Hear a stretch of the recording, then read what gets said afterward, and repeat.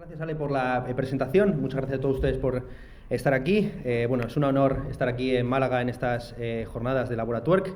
Ya que estamos en Málaga, ya que estamos en un laboratorio de twerking, yo quisiera decir que si se decía de Pablo Picasso que tenía una mano de acero, porque era capaz de dibujar una figura sin levantar la mano o el bolígrafo del papel, yo tengo una cadera también de acero. Así que pórtense bien conmigo, porque yo de twerking las nociones que tengo las he leído en los libros.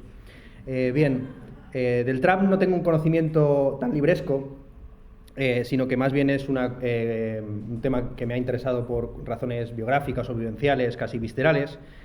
Yo me entero de que existe algo así como el trap de una manera bastante tardía. En el verano de 2015, cuando yo tendría que haber estado escribiendo un libro sobre Alberto Cardín, el motivo por el cual vine por primera vez a Málaga precisamente en la primavera de 2015 a entrevistar a su hermana.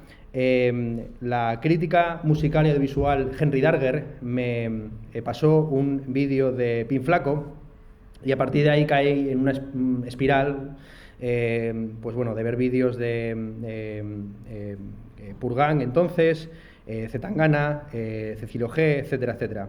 Justo ese verano fue cuando también sacaron LFAM Madrid su tema Burlaos, que prácticamente se ha convertido en el término con el que ahora se dirige la gente o se refiere la gente a ese grupo, con la particularidad de que Edu García, el niño gordo de Aquí no quien viva, era un conocido de toda la vida de mi barrio. Es más, el famoso videoclip de Burlaos está grabado a 2 bloques exactos de distancia respecto de la casa de mis padres, donde sigo viviendo como buen, no sé si nini o nino.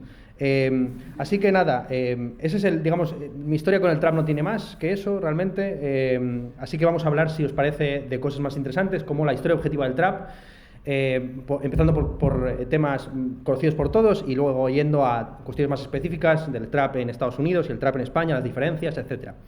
Bien, como dijo un famoso crítico, David Drake, en Complex, el trap a comienzos de los 2000 no era tanto un género como un lugar. Esto es, en el sur de los Estados Unidos y en el Midwest, las trap houses pues eran unas casas de droga, como las famosas trap houses de Atlanta, que funcionaban a la manera del Amsterdam de The Wire. Estos lugares donde se traficaba y se consumía determinados productos, principalmente opiáceos.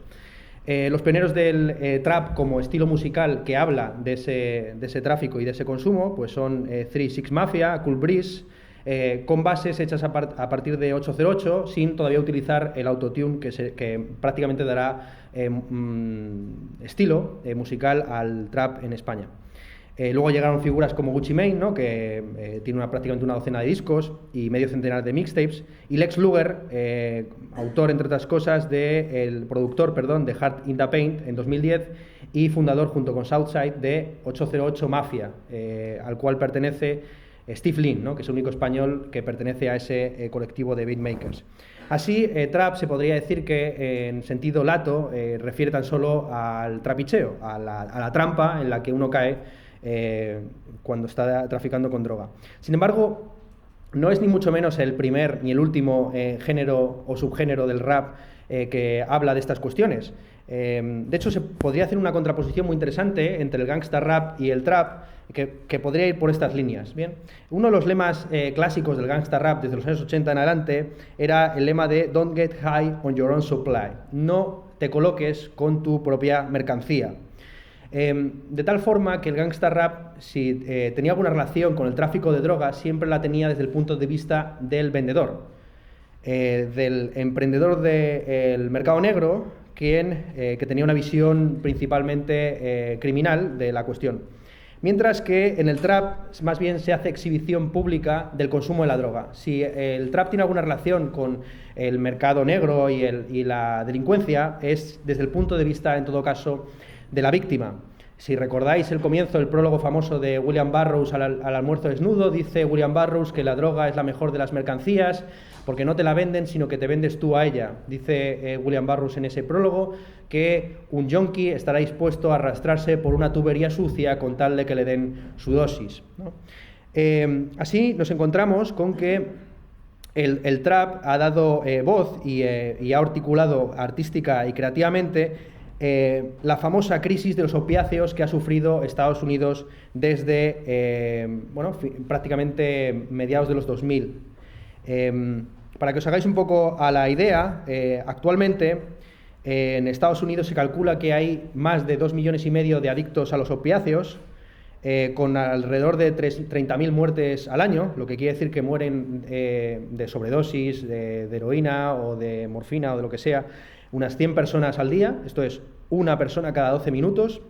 La mayor parte de los adictos a la heroína o a los opiáceos en general en Estados Unidos, interesantemente, comenzaron consumiendo oxiconin o Vicodin, esto es recetas prescritas por médicos para aliviar el dolor, de las cuales se calcula que actualmente hay unas 250 millones anualmente prescritas por los médicos en Estados Unidos.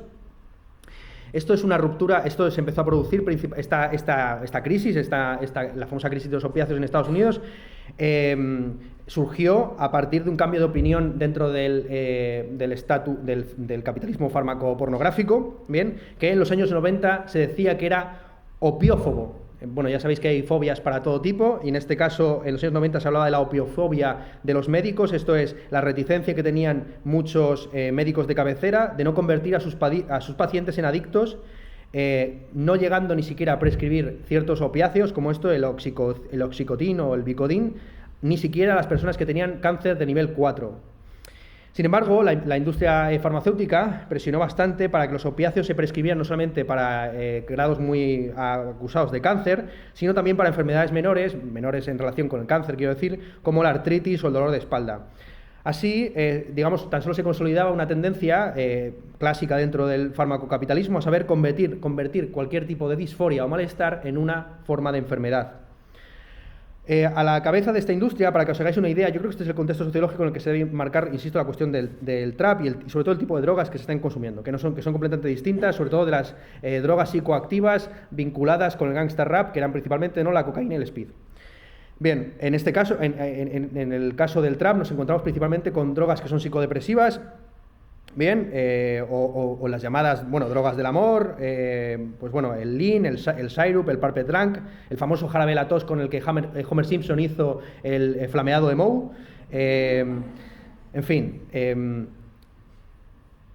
La industria la industria farmacéutica fue la que impulsó, insisto, esta generalización de los opiáceos para tratar enfermedades menores, con el caso bastante señalado de INSYS, no confundir con INSYS, que es, aunque tienen el mismo modus operandi, que presionó para que el fentanil, que es una droga 100 veces más poderosa que la morfina, no solamente se prescribiera para enfermos de cáncer, sino también para otros enfermos. O el caso de Purdue, que sacó en el año 96 el oxicotin, que fueron los que acuñaron el término pseudoadicto. Un pseudoadicto, en términos de Purdue, es aquel que busca alivio ante el dolor y que conductualmente es idéntico a un adicto normal, pero pues conceptualmente o ontológicamente no.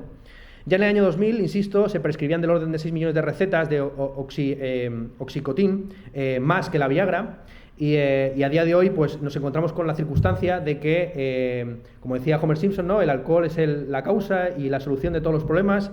Pues del mismo modo la industria farmacéutica ya ofrece también recetas y productos para solucionar uno de los efectos secundarios del consumo de opiáceos, a saber el estreñimiento. Hay unos vídeos publicitarios maravillosos donde se ve a un hombre mirando con envidia a un perro que está cagando en la calle.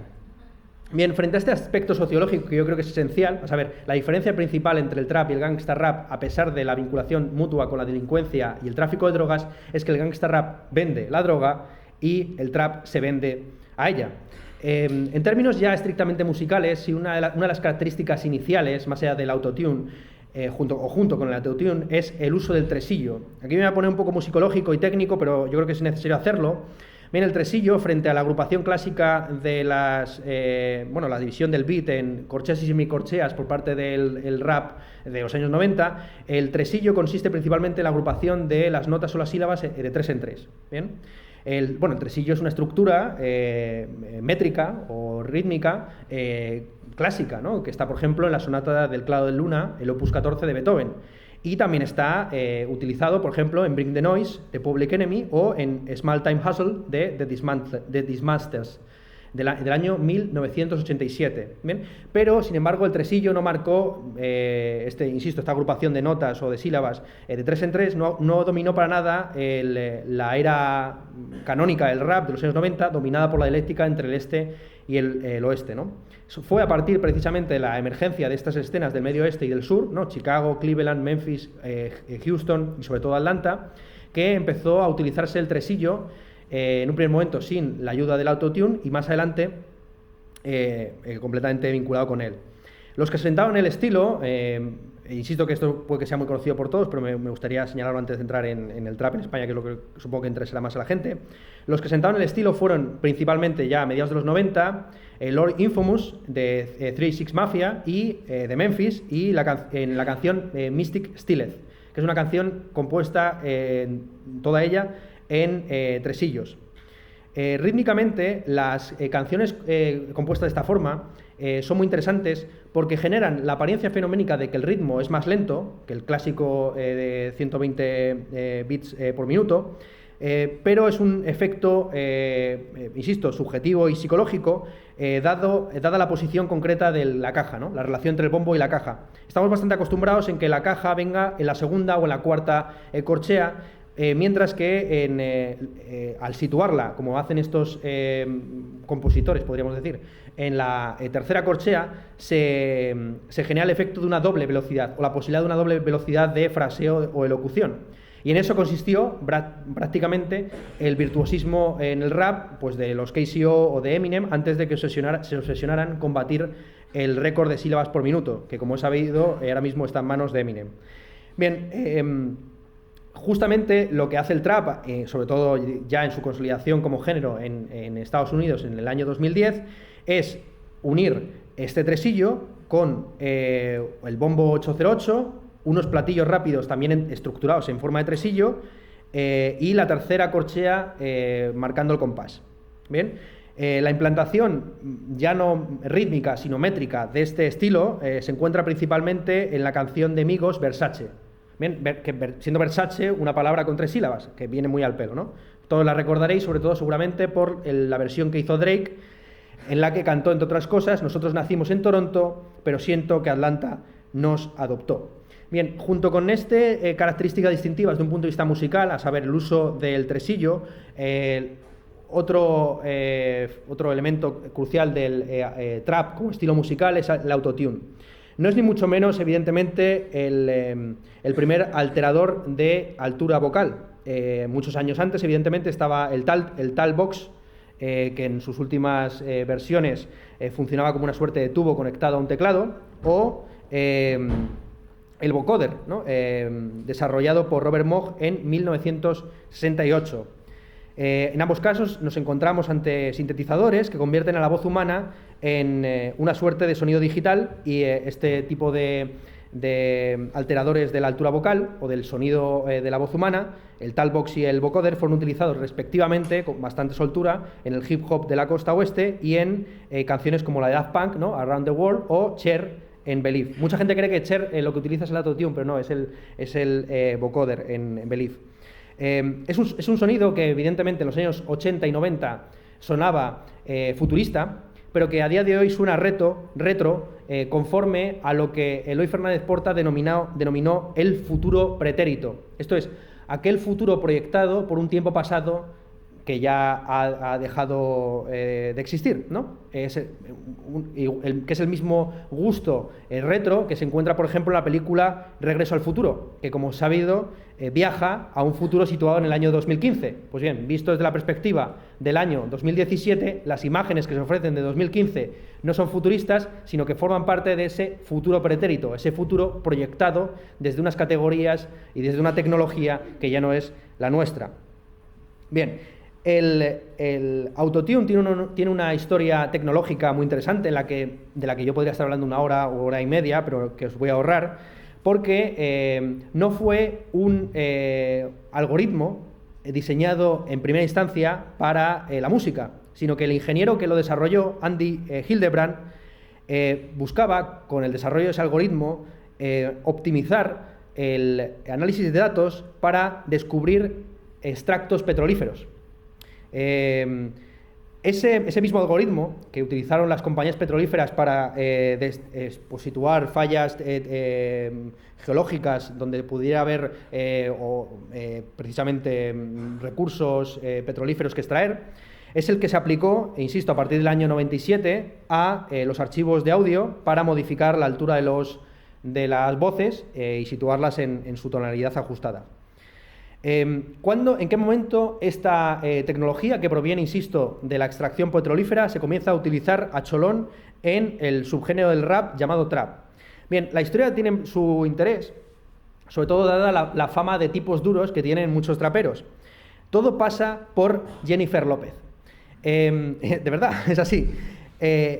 Jennifer López, en su canción If You Had My Love, hay un momento, bueno, varios momentos de la canción donde hace uso del autotune para llegar principalmente a las notas más altas a las que ella no tiene voz para llegar. Pues bien, fue precisamente escuchando esa canción como T-Pain descubrió cuál era el tipo de sonido que quería producir en sus canciones, y así se pasó un año buscando el aparato hasta que finalmente en su disco de debut, en el año 2005, llevó el autotune a otro nivel. Hasta entonces, y todavía a día de hoy, el autotune en las canciones pop se utiliza principalmente de manera puntual, insisto, para solucionar incapacidades o impotencias del propio cantante. Mientras que T-Pain fue el primero que utilizó el autotune en todas y cada una de las canciones durante todo el metraje. Esto evidentemente luego fue utilizado por Snoop Dogg en Sensual Seduction, Lil Wayne, Da Carter 3 y Kanye West también de una manera célebre en 808 and Heartbreak.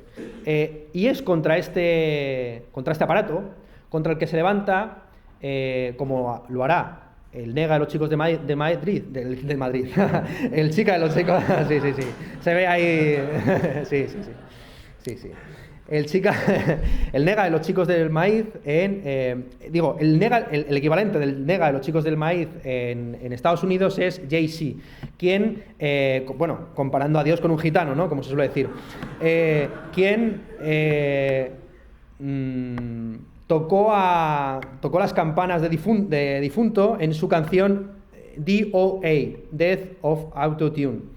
Una canción publicada en 2009, que muchos tomaron como una respuesta al disco de Kanye West, ¿no?, 808 and Heartbreak, pero que sin embargo fue sugerida por el propio West, a quien le gustó la idea de condenar a muerte el autotune, que él había utilizado, insisto, en ese disco con bastante generosidad.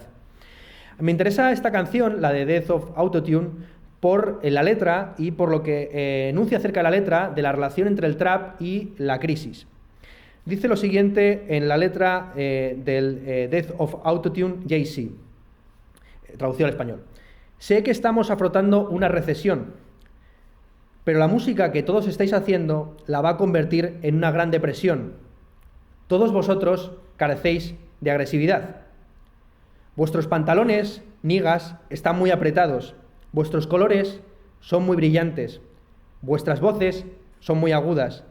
Yo, sin embargo, puedo vestir de negro todo el año.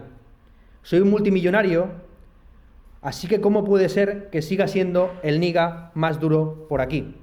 Bien, yo creo que aquí se ve claramente, ¿no?, la contraposición entre el rap clásico y el trap como un género, insisto, de los perdedores de la crisis y de los consumidores del mercado de la droga. Bien, frente a los raperos millonarios que son empresarios de sí mismos, conforme a un discurso neoliberal o no, eso me da igual, los traperos aparecen aquí como gente poco violenta para el género del rap, o para poco violenta, que lleva ropa no ancha y que lejos de buscar una salida a la crisis por la vía de la autoafirmación, ahonda en sus problemas o en sus defectos. ¿Bien?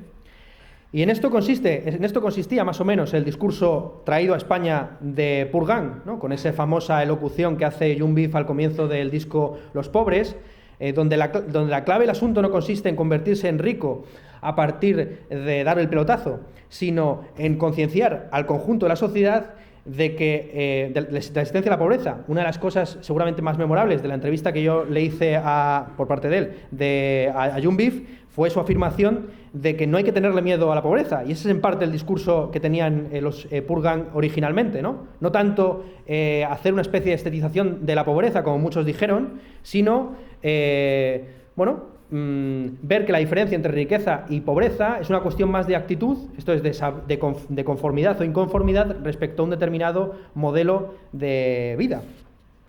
Bueno, no voy a decir mucho acerca de Purgan porque su historia es conocida por todos, ¿no? Los Kefta Boys, el momento en que se incorporan de Gómez, Steve Lin, en fin. Sobre todo señalar dos cosas. En primer lugar, la cuestión audiovisual, que es la clave, el éxito seguramente del trap como género y incluso modo de vida en España. Bien, lo que nos encontramos en la parte de las videoclips muy diferentes entre sí, producidos por Purgan, es una deformación de la estética audiovisual llevada a cabo por artistas internacionales como Young Lean. Bien, precisamente dados sus seudónimos, ¿no? Young Beef y Steve Lin, muchos creían que cuando surgió Purgan que estaban inspirados directamente por Young Lean, pero como me dijo Fernando en la entrevista que le hice, ellos de hecho conocieron a Young Lean después de ponerse esos seudónimos. Sea como fuere, frente a la estética del sad boy, ¿no? Insisto, de profundizar en la recesión para llegar hasta la Gran Depresión en términos de Jay-Z, lo que nos encontramos en la estética audiovisual de Purgan y por extensión de la mayor parte del género del trap en España es el culto a lo malo, a lo que está hecho mal aposta, ¿no? Frente a la nostalgia del Internet 1.0 como un mundo como la Arcadia feliz, donde no existían grandes empresas en Internet, que es lo que en parte se encuentra en Young Lean y el culto ¿no? al Windows 96, etcétera, etcétera, lo que encontramos en Purgan, por decirlo rápidamente, es una filosofía audiovisual aceleracionista. Algo que me ha sorprendido mucho es la cantidad de teóricos de izquierdas que hay en el entorno del trap, a pesar de los discursos que hay en contra del trap por parte de intelectuales como Víctor Lenore, Antonio Maestre y compañía. Pero la clave es que frente a una izquierda, podríamos llamar paleomarxista, ¿bien? Que lo que busca es una especie de regreso a un estado de bienestar que nunca existió, la política, si es que existe tal cosa, de izquierdas implícita en el trap, es una política aceleracionista, esto es que no busca tanto regresar a un pasado idílico, nostálgico, que nunca se vivió, sino acelerar el proceso, el ritmo de movimiento del capitalismo para llevarlo hasta sus últimas consecuencias. Bien, esto, por ejemplo, es algo defendido, yo creo, por el Príncipe del Edit, que es un chaval bastante leído y que de hecho tiene un conocimiento muy detallado del Diamat, y también por Jung Vivez, a quien citaré en adelante en varias ocasiones. Señalar simplemente, insisto, la cuestión de que en la estética visual de Purgan es aceleracionista y, otro aspecto esencial, que es la composición de clase y incluso de raza, ¿no? o étnica, si uno quiere decirlo en términos más genéricos. Pues un grupo, al fin y al cabo, formado por un marroquí, un granadino, un madrileño del extrarradio y un barcelonés, que es el único que se puede considerar como niño bien, pero claro, llamar a Steve Lin niño bien, pues es exagerado para los que son niño bien, como por ejemplo yo, ¿no? La clave del asunto es que Purgan, a mi juicio, funciona en la trayectoria que realiza entre 2013 y 2015 como un revulsivo cultural que para el trap en España es el equivalente de lo que fueron los Sex Pistols para el punk en Gran Bretaña. Esto es, como he sabido y está en varios de los libros clásicos, por ejemplo, la biografía, el libro tocho, el tocho que tiene Savage sobre los Sex Pistols, cuando los Sex Pistols tocaban en alguna ciudad con unas tasas de paro juvenil similares a las que tenemos en España actualmente, al día siguiente se formaban en esa ciudad 10 o 12 grupos de punk entre las personas que habían asistido al concierto, bajo la retórica de si estos pringaos lo pueden hacer, ¿por qué nosotros no?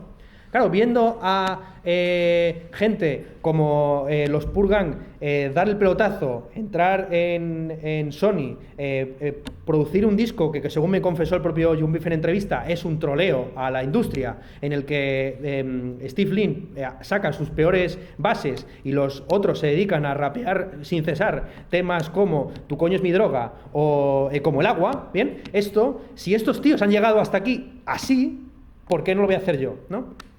Ese es el asunto que quisiera aquí subrayar.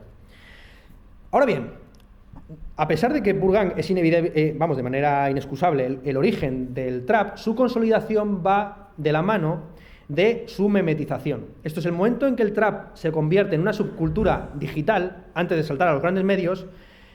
Es algo que se produce por la vía de su simplificación y su conversión en un fenómeno prácticamente irónico. Esto es que puede ser consumido por una persona que no tiene por qué comulgar con los valores o la clase el espíritu de clase que se está transmitiendo allí. Bien, esta memetización del trap está ya implícita en Lori Money, quien, a mi juicio, es como el gran termómetro de los estilos musicales y las modas digitales. Así, el Lori Money, que ha producido canciones sobre todo lo de Omnia Res Scibili, como decían los escolásticos, pues hizo un tema sobre 100 montaditos, hizo un tema sobre el swag y los swaggers, que si recordáis era la estética del hábito, que se puso de moda en los medios de comunicación hacia 2012-2013, y produjo también un tema llamado Spanish Trap, que yo creo que es muy interesante para los malagueños, precisamente por su referencia a Chiquito la Calzada, donde en esa canción utiliza una de las coletillas míticas de Chiquito la Calzada, a saber, está la cosa tan mala que teníamos que freír los huevos con saliva. Pues bien, es cierto que Lori Money contribuye en parte a la memetización del trap, esto es a su conversión en una subcultura digital, pero el momento en el que verdaderamente se produce esa memetización perfecta es con el tema Burlaos de Dudu y sus amigos. Podríamos aproximarnos... Bueno, antes decir una cosa. El caso de Eduardo García es interesante, conocido como Josemi, ¿no?, en Aquí no quien viva, porque recuerda a lo que le sucedió el caso de Joaquín Phoenix. Es un actor, lo conocéis todos, ¿no? El actor que después del estreno de su película Dos amantes, en 2009, hizo pública su intención de abandonar el mundo del cine para convertirse, mientras bajaba de una suerte de tobogán de drogas, misantropía y prostitutas, en cantante de hip hop. Bien, así pues asistió a programas de late night, como el caso del programa de Letterman, si lo recordáis, con gafas de sol, barba, un chicle y un discurso ininteligible, como si estuviera profundamente colocado, hasta el punto de que Letterman hizo la broma al terminar la entrevista: bueno, lo siento, Joaquín Phoenix, porque no hayas podido estar aquí presente, ¿no? Porque estaba completamente ido y no respondía ni a las preguntas que se le hacían. Bien, cuando se reveló finalmente que no era sino un personaje, esto es que Joaquín Phoenix no había abandonado el mundo del cine, sino que simplemente estaba interpretando un papel dentro del mockumentary I'm Still Here, todavía estoy aquí, de Casey Affleck. Con Burlaos pasaba algo similar. Quiero decir, después de tantos años en la sombra, aparentemente la conversión del niño gordo gracioso en el veinteañero, delgado, no tan gracioso, o por lo menos de manera intencional, esto aparentemente parecía un fenómeno más bien irónico que otra cosa, y así fue interpretado. Así que quisiera brevemente analizar la memetización del trap a través de esa canción de Burlaos, atendiendo a sus cuatro momentos o las cuatro raíces de la ironía. Aquí lo único que voy a hacer es aplicar una teoría desarrollada por Ismael Crespo dentro de una página de Facebook que tenemos en común, a saber, Cuñadología, donde él distingue de manera muy clara entre, que es una distinción que por otro lado es clásica dentro de Internet, lo preirónico, lo irónico, lo posirónico y lo metairónico. Bien, hay un momento preirónico en Burlaos, a saber, la propia actitud y la intención de sus hacedores, ¿no? Dudu y compañía creen que es transgresor fumar porros delante de un policía, bailar borracho o dar puñetazos al aire. Es algo absolutamente preirónico, ¿no?, la actitud que ellos llevan a cabo. La parte irónica viene de la mano de la recepción, que yo cifraría en el vídeo que hizo El Rincón de Giorgio, donde, si recordáis, fingía que estaba haciendo una entrevista intensita e intelectual con Dudu, montando preguntas intelectuales por su parte y versos de la canción. Así, a la pregunta formulada por el Rincón de Giorgio, Dudu, ¿nos podrías explicar de manera sintética la teoría de la relatividad de Einstein? Respondía la canción Burlaos. No me acelero ni me freno, voy al paso, Tron. La parte posirónica, evidentemente, esto es el momento en el que uno regresa a sus viejos prejuicios a unas sabiendas de que son absolutamente indelebles, o delebles, mejor dicho, viene de la mano del intento de humanización de los burlaos por Auronplay, ¿no? Todos los vídeos esos ridículos que hizo Auronplay de ir a mi barrio precisamente a mostrar que los burlaos pues no son tan mala gente, se puede hacer con ellos bromas, el tipo que daba puñetazos al aire pues en realidad es un tipo enrollado, etcétera, etcétera. Pero vamos al momento clave que cifra la mimetización del trap, que es el momento metairónico. Ese momento metairónico, a mi juicio, se dio en la entrevista que hizo Eduardo García en Vodafone You, donde, si recordáis, al final, es una entrevista presuntamente censurada, pero que en realidad está disponible en cualquier plataforma digital, él intenta explicar el término o el significado del término burlao. He hecho una transcripción exacta de las palabras que dijo, porque yo creo que aquí se ve perfectamente el componente metairónico, la ironía de la ironía, porque está por detrás de sus palabras. Dice así: pues a ver, lo de burlao, yo he visto mucha gente que dice en internet, no, es que dicen lo de burlao porque quieren que se burlen de ellos. O sea, no, lógicamente no. ¿Quién quiere que se burlen de él gratis? Nadie, yo creo. Bueno, en este punto los entrevistadores le interrumpen, subrayando que ha dicho gratis, y él sigue. No digo gratis de pasta, es que siempre vais a lo material, tronco. No digo gratis de pasta, digo gratis de gratuitamente, de por la cara. Quiere decir que esto es o sea que no. No lo hicimos con el sentido de que se rieran de nosotros ni nada. Eso es una palabra nuestra que nosotros siempre nos decimos en plan, oh, estás todo burlao y tal. Burlao, y esta es la parte ya, la apocatástasis, ton pantón, burlao es burlarse del sistema, ¿vale? Como nos llevamos burlando muchos tigres y mucha gente ley desde muchísimos años atrás. Y esto va a seguir igual. La movida es que esto no va a parar. Cada vez somos más y hay más soldados por todos lados y chavales activos. Desde aquí quiero mandar un abrazo a mi hermano Rubio, a mi gente de la Rolling Squad, a toda esa gente del barrio que nos ha apoyado desde siempre y a todos los soldiers, tío. Straight up, nigga, stay strong, nigga, stay strong, José mi gordo.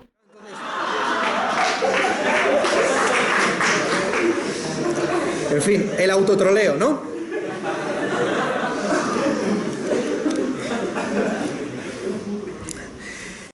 Bueno, después de ese momento, pues ha habido evidentemente mucho más memes vinculados al género del trap o subgénero del trap, del cual quisiera subrayar uno reciente, a saber, las meninas de Playground.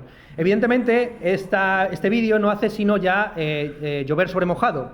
Bien, habría muchos aspectos que analizar. Podemos analizar, por ejemplo, el aspecto de teoría queer o teoría de género feminista que hay implícito en el tema, en la medida en que es la voz de un hombre que hace a la vez el papel de Velázquez, ¿no?, el niño de Sevilla que vino a subir el nivel, pero también de Margarita, que se pregunta obsesivamente si es guapa o no, con la reflexión acerca de los privilegios que tenía una aristócrata en el siglo XVII, y su destino trágico de casarse con 15 años y morir a los 20 y pocos en su cuarto o quinto parto. Pero yo quisiera subrayar principalmente un aspecto en la producción y no tanto en la difusión o recepción de ese vídeo. A saber, cuando al creador del Trap de las Meninas, que es un asalariado de Playground que produce como chorizos vídeos de esos cada semana, le preguntaron qué había sido lo más difícil de ese vídeo, que lo que más tiempo le llevó, dijo que habían sido las letras, que se tiró prácticamente un día escribiendo las letras porque eran demasiado complejas para ser trap. Esto es, de manera instintiva y natural, él tendía a hacer rimas, en fin, donde las palabras, una palabra no rimara consigo misma. Y así, pero llegó a la conclusión de que lo característico del trap es ese desparpajo de rimar guapa con guapa, ¿no? Y que consiste precisamente en ese desafío a la inteligencia espontánea de los versificadores, el esforzarse por hacer letras vagas, o sea, el esfuerzo de la vagancia, por decirlo rápidamente. Un esfuerzo de la vagancia que yo creo que se ve muy bien expresado en la ley de Murphy, la ley de Eddie Murphy, ¿no? Uno de mis temas preferidos de Kinder Malo, donde, como recordáis, el comienzo dice: mi polla entre tus tetas es una cubana, banana con arroz, arroz a la cubana, si tú has nacido en Cuba, eres una cubana, cuando vas como una cuba, eres una fulana. Bien, este tema y su vagancia lírica nos lleva de manera necesaria a la primera cuestión política implícita en el trap, la cuestión de las relaciones de género y el feminismo, la politización de los cuerpos. Bien, una cuestión que ya está puesta sobre la mesa por una de las primeras traperas en España, la Zoe, ¿bien? Sobre todo, bueno, es algo que se ha visto expresado sobre todo en las entrevistas que le han hecho, donde ha llegado a definir el término ratchet con bastante precisión. Podría ser la definición que entrará en sucesivas ediciones de la RAE. Dice: una ratchet es una chavala de barrio que combina ropa del Bershka con imitaciones de las grandes marcas. Al sentirse excluida del sistema en el que vive, se preocupa más por tener unas uñas bien hechas que por votar en las elecciones. Bien, así, si hay una política en el trap, por lo menos tal y como la describe Zoe, sería una impolítica en los términos en los que lo formula Roberto Espósito. Esto es una política que no está supeditada a las formas clásicas de la representación o de la participación en las decisiones comunes. Bien, más allá, digamos, de este aspecto genérico, de político, en la Zoe encontramos una defensa del llamado poliamor. Bueno, una de las preguntas que no le llegué a hacer a Young Beef, pero que mi hermana me sugirió, es la siguiente, dicha de manera bruta. ¿El poliamor sin cuidados qué es? ¿Acaso zorreo? Y realmente tiene su aquel, en el sentido de que el llamado poliamor podría entenderse como una simple, digamos, formalización de la clásica distinción entre lo privado y lo público, entre la mujer doméstica y las amantes fuera de la casa. Pero sin embargo, en la Zoe yo creo que encontramos un concepto de amor libre, que en realidad es hippie, que viene de los años 60, que no es para innovador ni revolucionario, que vinculado a una defensa, insisto, de la libertad de las mujeres de mostrar su cuerpo como quieran, sin tener que verse expuestas a críticas que tan solo estén orientadas a criticar el físico o su actitud ante el sexo. Bien, junto al feminismo de la Zoe, yo quisiera señalar dos figuras más, luego hablaremos un poco más de Bad Gyal, pero en este caso tan solo quisiera subrayar las figuras de Blondie y Miss Nina. Miss Nina, evidentemente, profundiza en esta línea de el perreo irónico, donde, bueno, como sabido, ella hace trabajos visuales, como por ejemplo pósters de Sailor Moon, donde Sailor Moon aparece como una trapera con marihuana en una mano y mechero en otro, y en general collage, donde afronta figuras del pop con fondos naifs, horteras, cargados de flores, cielos azules, estrellas, etcétera, etcétera. Bien, pues lo que encontramos en Miss Nina es eso, una crítica sin más a las formas tradicionales de relación en pareja, que yo no sé hasta qué punto están obsoletas o no. Una de las cosas que subrayó Víctor Lenore en su reseña de un reciente festival de trap en Madrid es lo obsoleto que se encuentra un discurso, según él, como el de Muévelo Reina, que aparentemente tan solo reivindica la libertad de cantar en tetas. Bien, yo evidentemente no creo que el discurso de Muévelo Reina se reduzca a eso, pero es evidente que es un elemento central, por lo menos en el caso de Miss Nina, esa especie de batalla, que yo no sé si es una batalla contra molinos en lugar de contra gigantes, pues contra los hombres que quieren casarse contigo, que quieren que vayas a misa, ¿no? Yo no voy a misa, yo prefiero pizza, ¿no? Como dice en la canción Salami, etcétera, etcétera, etcétera, ¿no? Y hasta qué punto esa defensa, o sea, hasta qué punto se está atacando a un tipo de patriarcado que tan solo existe de manera residual en zonas muy mesetarias, de la meseta profunda, profunda de verdad. Y hasta qué punto, como mi hermana de manera implícita hizo ver en esa pregunta que yo nunca llegué a formular a Young Beef, el patriarcado actual precisamente pasa por la normalización o formalización de ese tipo de falta de compromiso en relaciones interpersonales que van más allá de la exclusividad sexual, ¿no? Que tienen un componente de cuidados que se está descuidando, por decirlo rápidamente. ¿Bien? Bueno, de Blondie iba a decir algo, pero ya no recuerdo exactamente qué. Bueno, me parece una figura muy interesante porque por lo menos atenta contra el discurso que se encuentra en Zetangana, pero también en Jumbif, a saber, el trap es la delincuencia. El trap es un estilo musical vinculado con estados emocionales bajos, la gran depresión de la que hablaba Jay-Z, y el tráfico de drogas. No es tanto el autotune cuanto la famosa autenticidad del ser en la calle. Bien, frente a eso, Blondie en sus canciones del comienzo, pues llegó a decir cosas como: no voy a decir que muevo kilos y que soy trap, puta, eso no es trap, puta, tú no eres trap. Frente a eso, ella enarbola el discurso precisamente de aquella que, no queriendo entrar en el trap, pues se mete en él, pero no para hablar de armas y drogas, sino de su modus vivendi, el que sea. Bien, en este punto, cuando estamos ya hablando, como podéis ver en el caso de Blondie, de una persona que proviene más o menos de la clase media, que aparentemente se está apropiando de un discurso que es el del trap, vinculado tradicionalmente con un cierto lumpen, entra en juego la clave de, el valor de la autenticidad como valor supremo en la cultura urbana, ¿no? El ser real, etcétera. Hay varios términos para referirse a esa autenticidad presupuesta por los cantantes de música urbana. Pero que se podría englobar en la temática general del apropiacionismo cultural. Bien, un apropiacionismo cultural que sobre todo se expresa las críticas a él se expresan de manera más acusada en la cuestión étnica o racial. Bien, el organizador de este evento, Jirafa Rey, fue acusado de apropiarse del imaginario negro por pintarse la piel de betún en el videoclip de Meteora, que si lo habéis visto, es una canción sobre la Virgen de Montserrat, la Moreneta. El videoclip está grabado cerca del monasterio y las referencias iconográficas de todo tipo no podían a uno sino recordarle, pues bueno, esa Virgen catalana.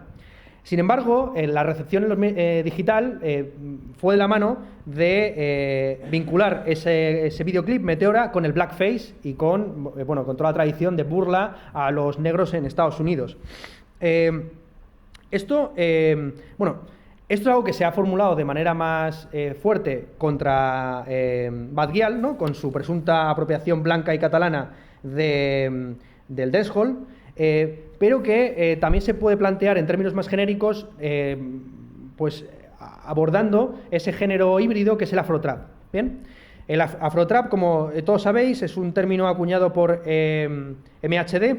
Esto en 2000, si no recuerdo mal, en 2014 o 2013, me puede corregir cualquiera. Un género o subgénero que se diferencia del trap principalmente por, sin separarse de la lógica callejera, reivindicar una visión más barrial, comunitaria y colectiva y no tanto individualista del consumidor, insisto, de drogas psicodepresivas individualizado, y que subraya, frente al aparente pesimismo del trap, pues aspectos positivos como la solidaridad comunitaria y el espíritu de lucha. Bien, el afrotrap en Francia, de hecho, se asocia a la izquierda, a pesar, insisto, de su no menos fértil relación con el capitalismo más salvaje. Bien, MHD ha producido videoclips para Puma, donde rinde homenaje al famoso baile de celebración de goles del delantero camerunés Roger Milla. Y también ha hecho temas sobre la Champions League, etcétera. Esto lo han hecho en España pues grupos como Afrojuice en 195, quienes han hecho una canción dedicada tal cual a Karim Benzema. Pues bien, lo que no entiendo realmente muy bien, y si es una cuestión identitaria o no, es hasta qué punto MHD está legitimado por exactamente qué, pero eso es algo que se ve a flor de piel, como suele decir, para hablar en estos términos o con este tipo de ritmos, y sin embargo Jirafa Rey no. Vamos a ver esta problemática, que yo creo que se ve muy bien, en la reseña que hizo la revista Noisey a través de su periodista Nilufar Haidari, al primer concierto que hizo Bad Gyal en Londres, y la respuesta que ofreció Jun Vivez en su blog. Bien, en la reseña que hizo Noisey del concierto de Bad Gyal en Londres, se planteaba la cuestión de ¿cuál es el límite entre la apreciación cultural y la apropiación cultural? Bien, y dice lo siguiente: cuando vienes de una posición de relativo privilegio y buscas expresarte en el lenguaje o normas de una cultura que has descubierto tarde en la vida, quieres utilizarla para ganar dinero, es probable que hayas cruzado la línea entre la apreciación y la apropiación cultural.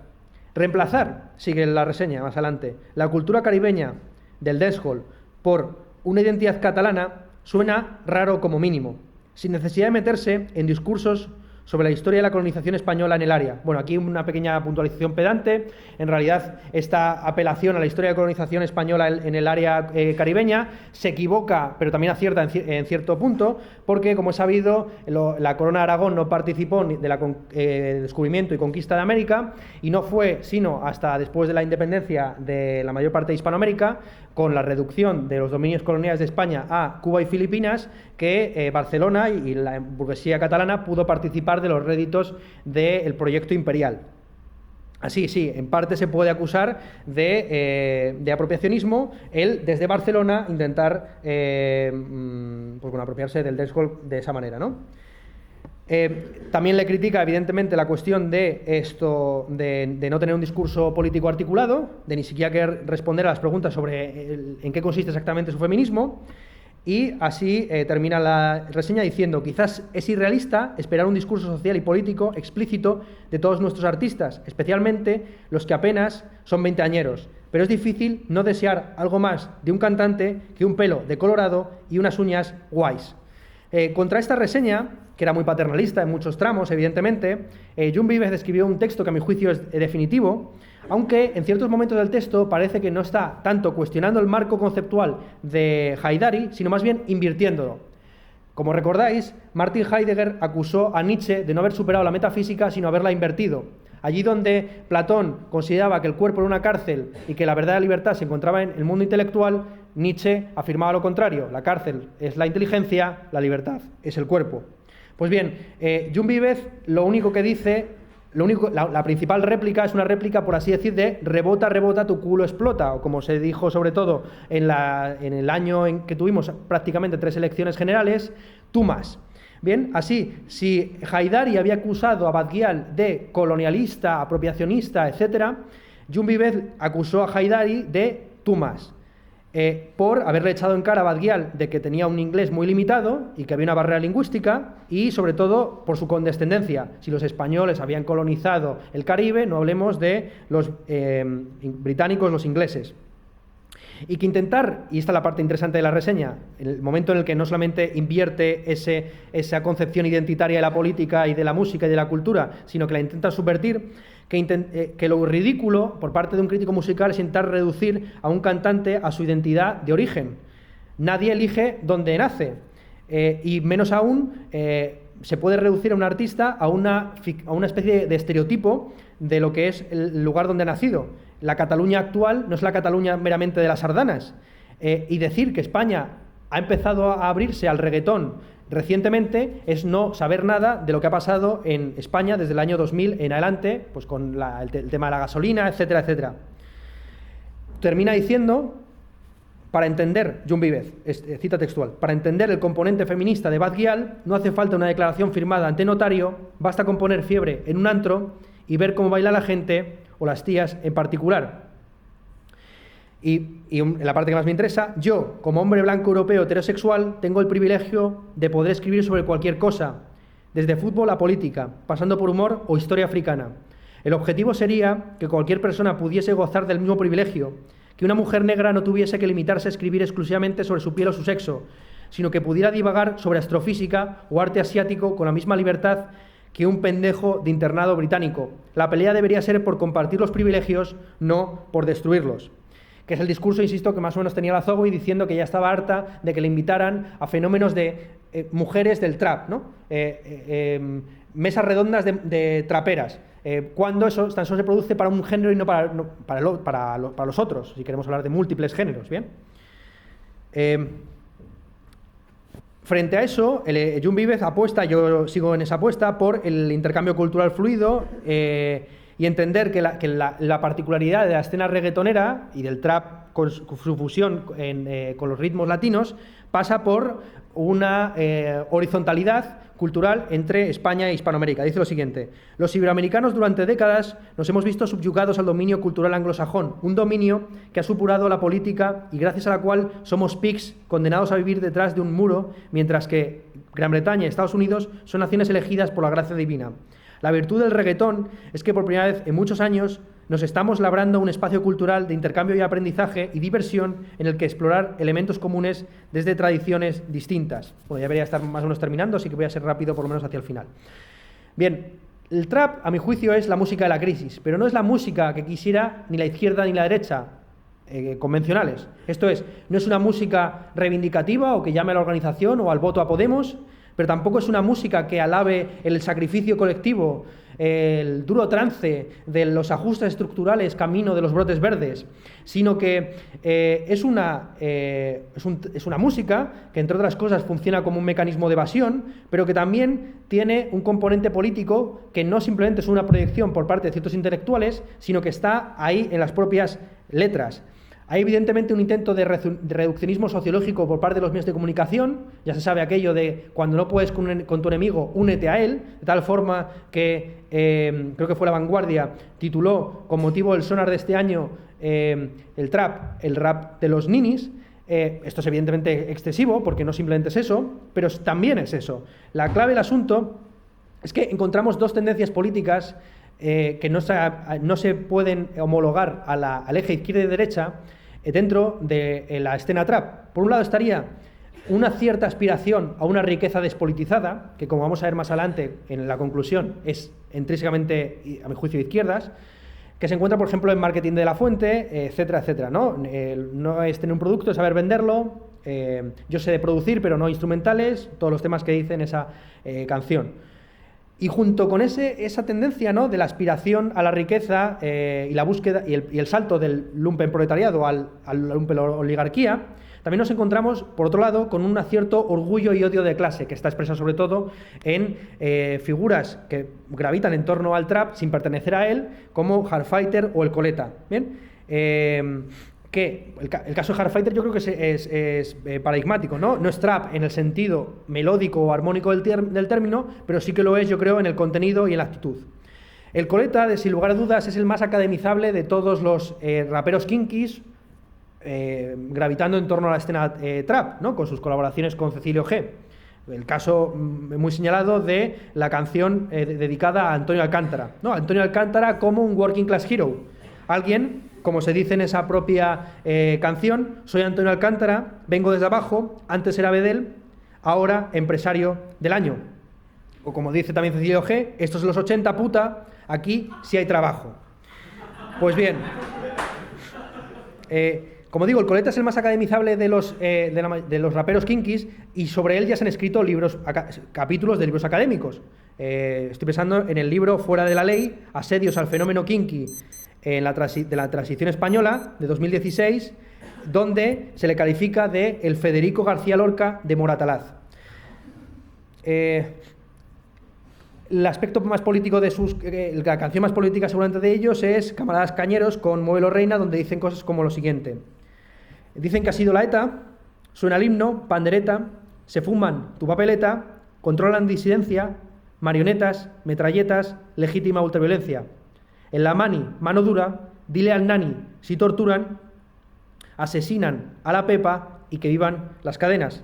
Si no hay para comer en tu casa, tu herramienta es tu navaja. Si la vivienda está cara, habrá que pegar patada. Nos rajamos la barriga mientras ríen los de arriba, y si son María Antonietas, que le corten la cabeza. Bien, en relación a esta cuestión política, ¿no?, y las dos tendencias, la vía del odio de clase y la vía del salto a la lumpenoligarquía, se encuentra un tema que ha sido muy subrayado este año, que es la profesionalización o la toma de las instituciones, el asalto al mainstream, la radio, los premios, etcétera, etcétera. ¿Bien? Bien. Por decirlo rápidamente, el salto de YouTube a Sony. Hay algo en la cultura trap que no se puede dejar de lado, que es su relación con YouTube. aquí se podría utilizar un cliché de la sociología y la semiótica de los 60, saber que el medio es más importante que el mensaje. Esto es, buena parte de las cosas que hemos dicho acerca del trap en lo que va de conferencia y que se podrían decir en otras conferencias de su componente revulsivo, no va tanto de la mano de lo que se está diciendo, de los estilos musicales que se manejan, que como es evidente, pues beben mucho de la tradición de la música latina en general y también del trap en Estados Unidos, sino el formato, el medio a través del cual se hace, ¿no? Es la primera generación, por así decir, que puede ser famosa sin tener disco, y no solo sin tener disco, sino tan solo teniendo 2 o 3 videoclips, y subrayo el término videoclip y no el término canción, subidos a YouTube. Así, pues es casi más interesante, más que las canciones, pues los comentarios en internet, ¿no? Con estas cosas que vuelven permanentemente de la parte de Marco Italia, me gustaba más cuando era crema, etcétera, etcétera, etcétera. Bien, de aquí, por lo tanto, es natural que haya ciertos desajustes o malentendidos en el momento en que una escena que surge de YouTube pretende profesionalizarse, institucionalizarse, conquistar el mainstream. Bien, por un lado tenemos figuras pues como De La Fuente o Zetangana, ¿no? Que apuestan claramente por el marketing. El caso de Zetangana con el beef con el Nega de los Chicos del Maíz, el uso de Lacoste en Alligators, la idea de que venderse las marcas es prácticamente un destino y ya puestos a ser prostitutas es mejor ser una puta bien pagada a ser un vendedor de bocatas en el Pans Company. Frente a este discurso, la alternativa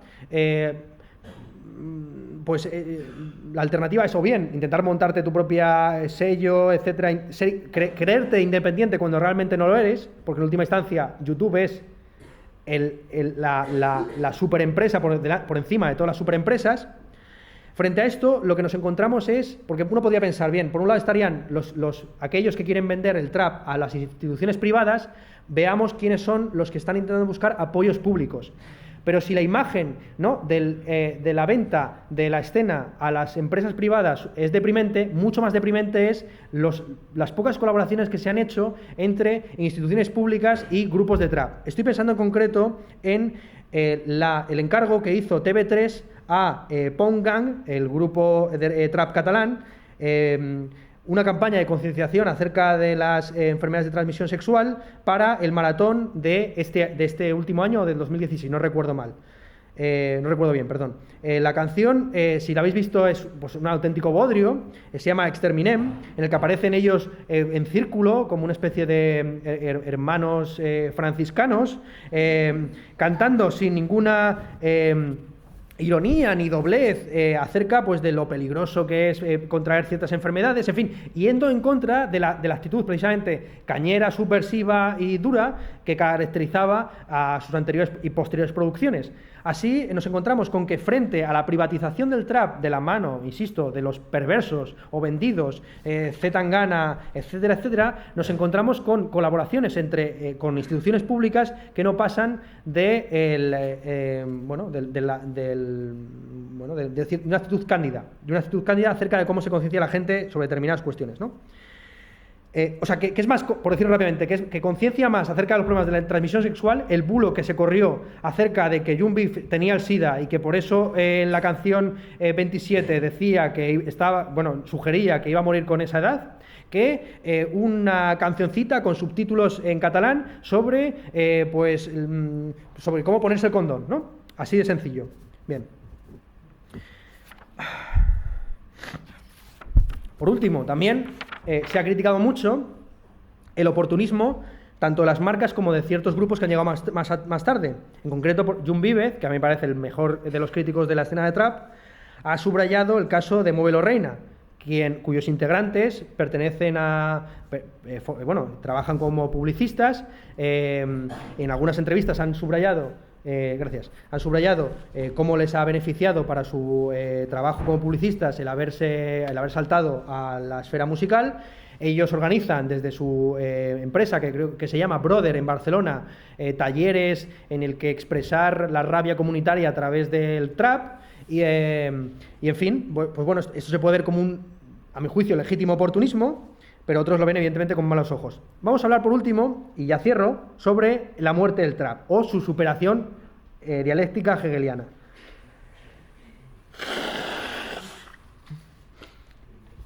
Bien.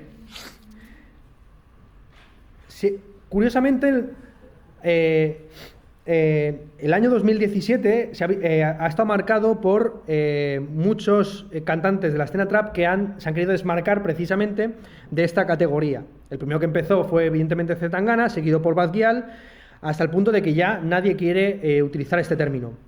Hay razones objetivas para abandonar el término trap y es interesante analizar simplemente cuáles son las líneas de fuga para intentar analizar o predecir qué es lo próximo que va a surgir. Henry Darger, en una entrevista que hizo a uno de los integrantes del grupo Los Sugus, dijo lo siguiente sobre la muerte o presunta muerte del trap. Los clavos del ataúd, que acabarán con el subgénero musical más polémico de la última década en España, no pertenecen pues a los medios. Porque claro, muchos dicen que el trap, pues evidentemente está en vías de extinción por su masificación, por el hecho de que en todas las entrevistas que hacen estos artistas lo primero que les preguntan, como si fuera aquello la cantinela para la abuela de 70 años, es ¿qué es el trap? ¿No lo podrías explicar? Es que somos mayores de 70 años y no lo entendemos, etcétera, etcétera. El problema no son los medios, sino que es, como dice aquí Henry Darger, es la propia evolución del sonido. Dice, así, esos clavos de ataúd no pertenecen ni a los medios, ni a sus fans, ni a sus cronistas, ni siquiera a los anteriormente conocidos como artistas del trap. El caso, abro paréntesis, de Gómez, ya convertido en Kid Kane y entregado a la bachata, la salsa, el reggaetón, etc. Entendiendo que el trap es un género circunscrito al ámbito, insisto, del lumpenproletariado que o bien trafica o bien consume droga. Dice ella, solo la superposición, experimentación y transformación del propio sonido ha erosionado y dará muerte a la etiqueta. Bueno, ella decía esto, insisto, en una entrevista a Joao, el brasileño del grupo Los Sugus, producido por La Bendición Records, que sube temas con nombre de MC Busteta, y ahora pues ha dejado de hacer trap para empezar a hacer funk. Parece ser que la evolución natural del estilo va pues por la vía más bien del R&B, del dancehall, que es algo que de hecho ya sucedió en Estados Unidos, ¿no? Es la transición de los Gucci Mane y compañía a Drake. Drake precisamente consiste en la reapropiación canadiense de la escena de Atlanta y su conversión en un fenómeno mainstream. Bueno, entonces, ¿qué será exactamente lo que venga después del trap? Este es un problema que se plantea, y con esto voy a cerrar, Jun Vivez en un texto de su blog titulado En defensa del lujo. Pues bien, la predicción que ofrece Jun Vivez en ese artículo, en ese post, es que después de este elogio sin concesiones de Internet, del autotune, de la electrónica en general, vamos a encontrar hacia 2020 con un neohipismo pues que regrese a una especie de folclore y lo que podríamos calificar como el retorno de los ukeleles. Jun Vivez pide en ese texto titulado, insisto, En defensa del lujo, que entre las cosas que inevitablemente se rechacen por parte de la próxima generación no estén por favor el lujo, aquello que ha sido criticado por esa izquierda paleomarxista, Lenore, el Nega Maestre, y él afirma, Jun Vivez, frente a esa izquierda paleomarxista, que el lujo, lejos de ser o el consumismo, lejos de ser una entrega acrítica al sistema, tiene un componente también revolucionario o, por regresar al término que hemos utilizado previamente, aceleracionista. La mayor parte de las cosas que hoy damos por sentadas, desde este micrófono hasta la iluminación, la cámara, el iPad, etcétera, etcétera, el agua que está aquí embotellada, eran lujos hace apenas siglos, por no decir décadas. En algunos lugares del mundo lo siguen siendo.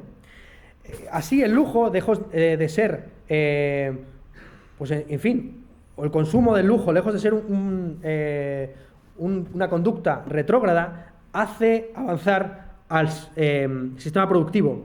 Trabajadores que reivindican el lujo, estos que no se conforman con el tipo de ropa que pueden llevar, sino con el tipo de ropa que les gustaría llevar, son trabajadores que reclaman salarios más altos y que por lo tanto se ven incentivados a organizarse sindicalmente. Aquí se podría recordar la famosa frase de Adam Smith: vicios privados, virtudes públicas. El sindicalista no tiene por qué ser un altruista abnegado que se sacrifica por sus compañeros, sino que puede ser perfectamente un hipster que, en busca de la distinción, entiende que la mejor forma de conseguir mejor salario para sí mismo es unirse con sus iguales. Así él hace una predicción que es, bueno, es un poco utópica, pero que yo creo que es correcta, ¿bien? Un itinerario, ¿bien? Si la mano de obra se encarece demasiado, la respuesta por parte de la burguesía o de la burguesía definida en términos marxistas, ¿no?, como la que tiene en propiedad privada los medios de producción, se verá obligada a introducir la automatización de los procesos productivos, lo que, a juicio de Jon Vives, conducirá en última instancia a la singularidad. No lo dice en esos términos, pero lo que está implícito. Como es, bueno, la singularidad, para los que no lo sepáis, pues es ese momento en que las máquinas superarán la inteligencia de los seres humanos y así nos veremos, no solamente nos quedaremos en paro todos, incluidos los profesores de universidad, que somos los primeros que tenemos que quedarnos en paro, sino que por fin la riqueza derivada de esa automatización de los procesos productivos podrá redistribuirse de manera equitativa conforme al principio de cada quien según sus posibilidades, a cada quien según sus necesidades. Bueno, esta es la posición que mantiene Jon Vives, del cual me gustaría citar a modo de cierre dos citas. Dice: el consumismo no equivale a una feliz aceptación del sistema capitalista, sino que, como ilustra Adorno con su ejemplo de la dependienta que va al cine, a menudo es una forma de expresar descontento. La dependienta no va al cine pensando que lo que ocurre en la película le va a pasar a ella, sino que tan solo a través del cine puede reconocer que a ella nunca le pasarán esas cosas. Que un montón de ninis, como los describe La Vanguardia, exijan marcas de lujo, no es un acto de sumisión sino de rebeldía. Por haber nacido pobre no tienes que estar encantado con tus zapatillas de mierda, sino que debes exigir unas puñeteras Yeezys de $1000 si te apetece. La exigencia del lujo es una exigencia de abundancia, es una negación de la economía basada en la escasez y simboliza un imaginario de riqueza accesible a todos. Y con esto, muchas gracias.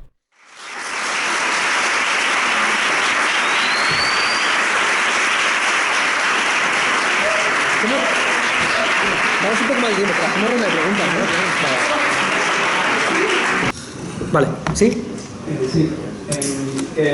Igual que ha señalado esa doble direccionalidad en la dimensión política que puede tener Trump, quería preguntarte por otra dirección política que podía considerarse, precisamente paralelo al consumo de otra droga que, junto a los opiáceos, como mencionaba, pues tal vez aquí en España está más asociado todavía, que como es el cannabis, que probablemente por el hecho de que en Estados Unidos pues, el acceso que hay a los opiáceos es mucho más fácil, dado que en los supermercados pues, eso se puede comprar directamente en el carro barato y tal.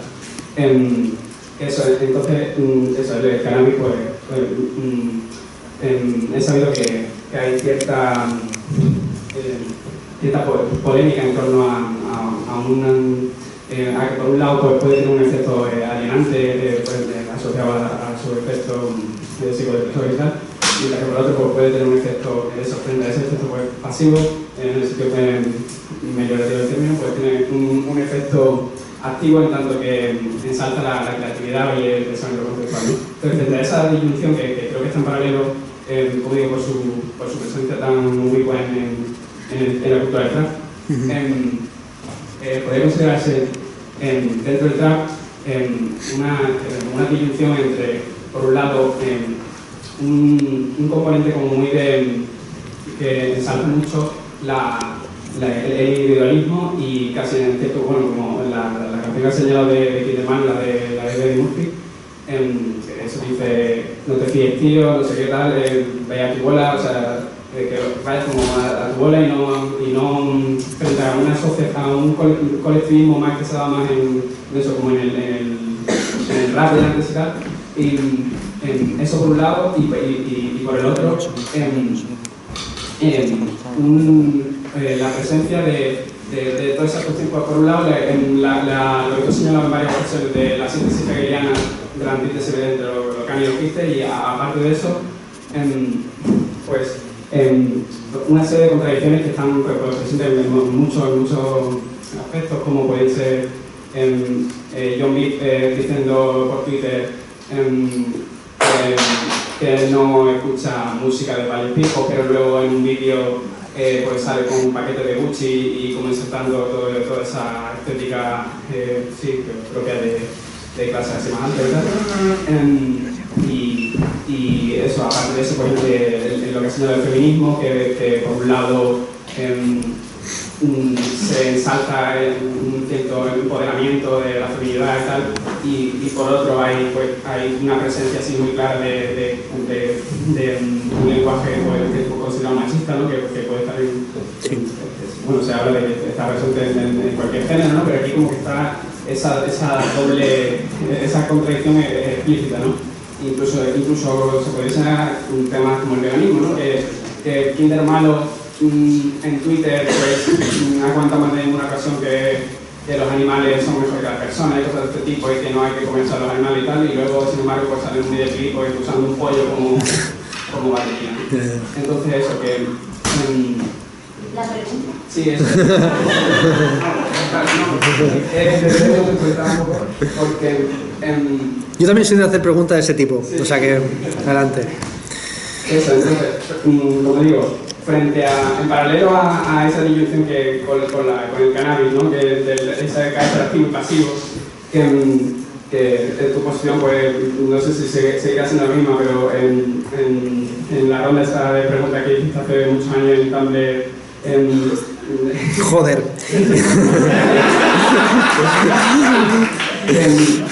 Te decantaste más porque las drogas pues solo tendrían ese sentido activo, positivo en el caso de los nootrópicos, básicamente.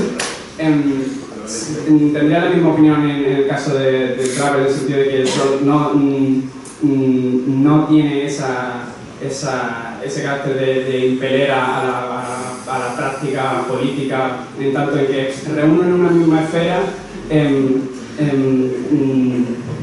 las contradicciones de manera explícita que pueden promover una dialéctica que una políticamente eso, en cuestiones como eso, el feminismo, el veganismo y cosas de ese tipo.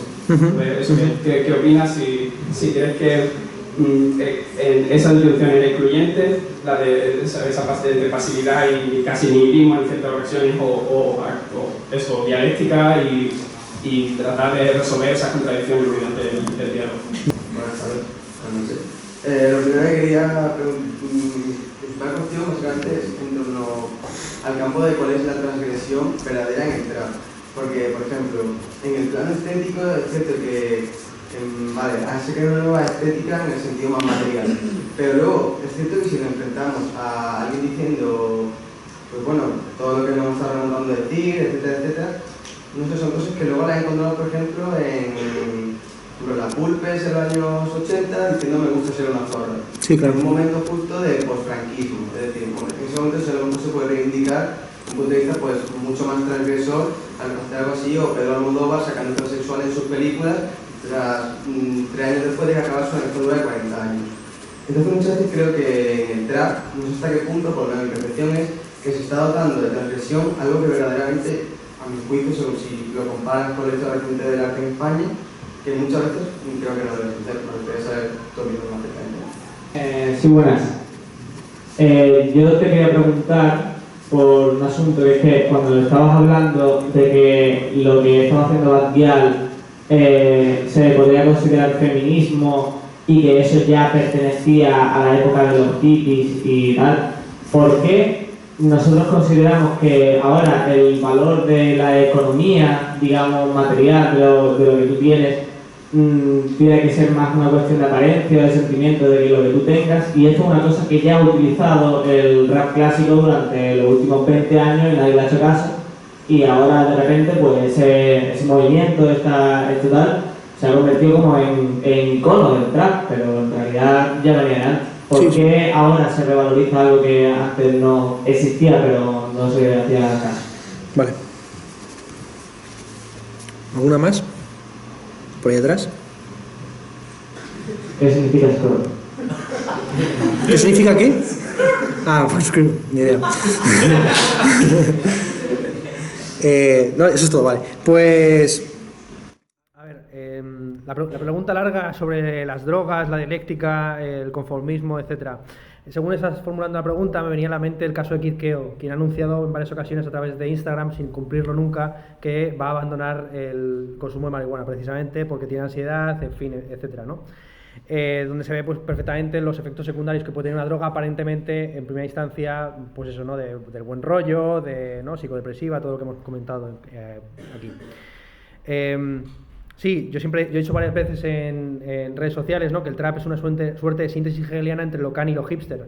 Esto es algo a lo que no han querido entender, o por razones ideológicas, figuras tipo Víctor Lenore, que son tan críticos precisamente con uno de los términos y no con el otro, ¿no?